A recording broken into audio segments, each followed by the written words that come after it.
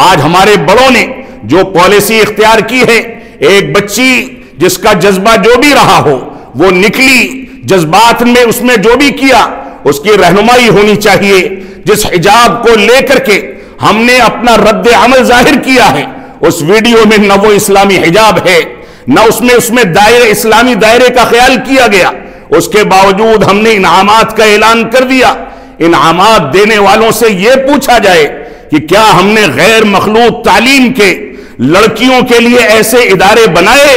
جن میں ہماری بچیاں جا کر کے حفظ و امان کے ساتھ اپنی عزت و آبرو کو محفوظ کر کے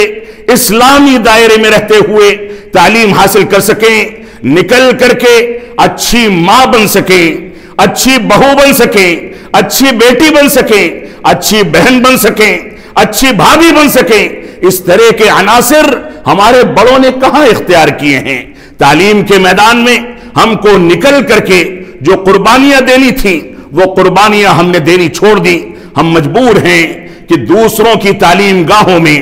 دوسروں کے اسکولوں میں اپنے بچوں کو بھیج کر کے ضائع کیا جائے، ان کے ایمان کو بھی تباہ کیا جائے، ان کی عزت و آبرو کو بھی تباہ کیا جائے، ان کے لیے ایسا ماحول بنایا جائے کہ وہ پلٹ کر کے ہر قسم کے ماحول میں ایڈجسٹ ہو جائیں، لیکن اسلامی ماحول ان کو